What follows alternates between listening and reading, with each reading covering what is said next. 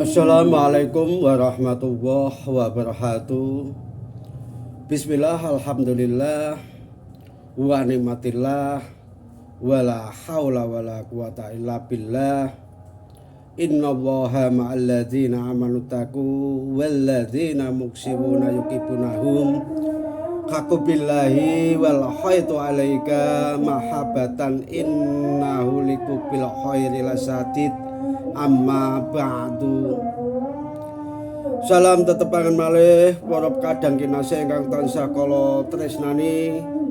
Mugi-mugi wonten ing kalodhangan punika kula lan panjenengan sami tansah diparingi sehat walafiat mboten mawi alangan satunggaling punapa-punapa sehingga punapa ingkang dados gegayuhan kita mugi-mugi enggal dipun kabulaken dening Allah Subhanahu wa taala. Amin amin ya rabbal alamin. Temriki kawula badhe medharake inggih punika pusaka tanpa wujud, ilmu laku sejati kang digondheli leluhur Jawa.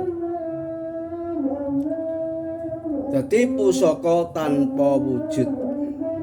Lah pusaka tanpa wujud, ilmu laku sejati kang digondheli leluhur Jawa.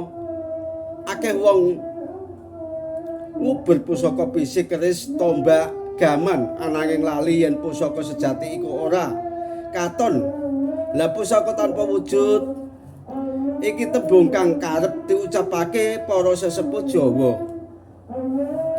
Lah pusaka tanpa wujud dudu barang sing bisa delok mripat ananging ilmu laku lan rasa kang nyawiji karo sangkan paraning dumadi. Iku pusaka kang ora bisa dicuri, ora bisa rusak ananging bisa nurun nganti pitutur pungkasan. Apa kuwi pusaka tanpa wujud?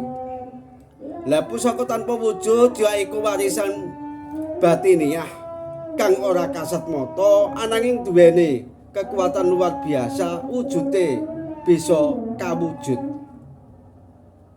Lah wejangan luhur kang ditularake turun temurun. Laku tirakat prihatin tanpa kungkum sepi ing pamrih. Ajilan mantra batin kang ora ditulis ananging iso dirasa. Lah kawaskitan rasa krasa sebelum kedadian waskita ing laku. Lah ketulusan ati lan kelakoni urip kanthi eling lan waspada iki ilmu kang diturunake lewat getih laku lan dawuhe para leluhur. Lah dudu diwarisake kaya pusaka utawa benda ananging diwarisake lewat rasa welas asih lan getih spiritual. Lah biasane mung bisa ditampa dening wong kang mbudidaya urip kang bener, jujur lan lakoni piwulang tanpa pamrih. Lah tuladhane pusaka tanpa wujud, ilmu eling lan waspada kawruh utama kang ndadekake manungsa bisa urip selaras karo alam lan kersaning Gusti. Eling marang asal, waspada marang tumindake.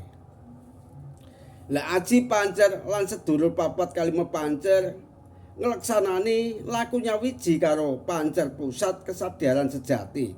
Lah iki nglambangake menungsa sing nyambung karo sedulur papat kakang kawah hari-hari getih lan nyawa.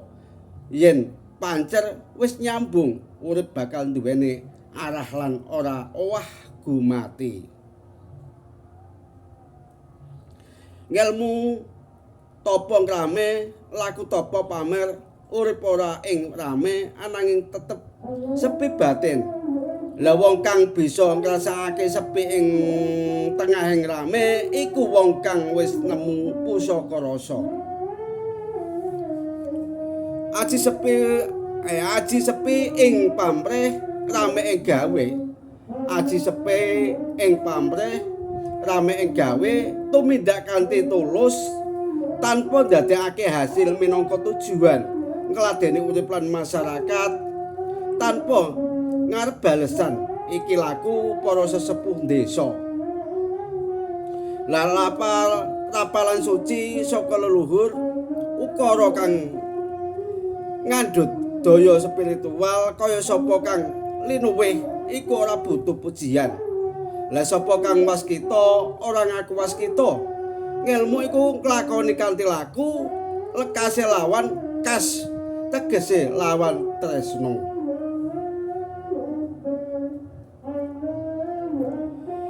Ngopo kok diarani pusaka? Amarga pusaka tanpa wujud iku tansah ana, tansah eling lan tansah urip bareng karo pemilike. Yen keris bisa ilang, pusaka batin ora iku mlebu uripmu. Dadi bagiane saka pribadine. Lah pusaka iki sing dadekake wong Jawa kuat meskipun tanpa senjata. Leluhur Jawa dipercaya ngelmu rasa luwih dhuwur tinimbang kekuatan fisik. Yen awakmu tanpa gaman bisa gugur ananging jiwa kang anduweni pusaka tanpa wujud bakal langgeng uripe. Lah ora kabeh bisa nampa, ora kabeh bisa duweni pusaka tanpa wujud iku mau. Lah kabeh kudu butuh tirakat lan prihatin nglakoni hawa nepsu lan kepengene donya. Lah panyuwunane pangestu wong tuwa iku gerbang utama. Dadi awak dhewe nek nyuwun pangestu karo Allah Subhanahu wa taala, nyuwun karo Allah taala iku sing luwih utama niku keping pindhone yaiku nyuwun pangestune wong tuwa loro kumang. Lah lelakon batin urip kang tansah introspeksi lan ngolah rasa ngawula malang masyarakat dadi pepadange ora mung goleki pepadang. Iki ilmu kang mung bisa ditampa wong kang wis siap, yen ora malah bisa ndadekake bumerange spiritual. Lah pitulungane ati, kowe ora butuh jimat yen atimu wis dadi jimat sejati. Pusaka tanpa wujud iku ora kinayut ngopo tanpa bentuk nanging kuasa. Nanging kuasane ora katon nanging ngeluhuri. Lah tanpa panggung nanging ngemu cahya.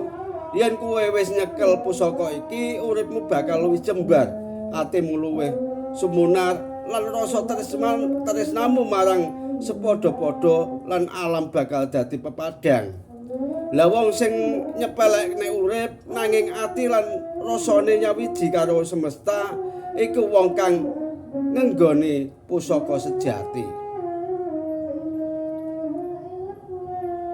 Lah pepadange wong sing nyepeleke urip nanging ati lan rasane nyawiji karo semesta iku wong kang ngenggoni pusaka sejati.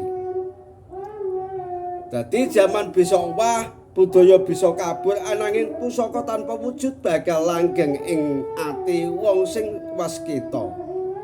Iku pusaka kang sejati, pusaka kang dadi warisan rasa, laku lan ilmu sejati sangka para leluhur Jawa.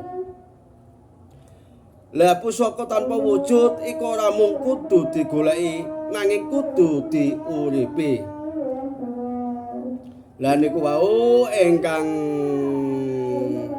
kawestanan pusaka tanpa wujud, ilmu laku sejati kang digondheli leluhur Jawa sampun kula wedhalake wonten ing inggil kala wau. Mugi-mugi kanthi punapa ingkang sampun kawula wedhalake andadosake kita sedaya tansah eling lan paspada bahwa sesungguhnya teng Jawa niki kebak sanepa kebak tata krama. Niku wau ingkang saged kawula aturake wonten ing inggil.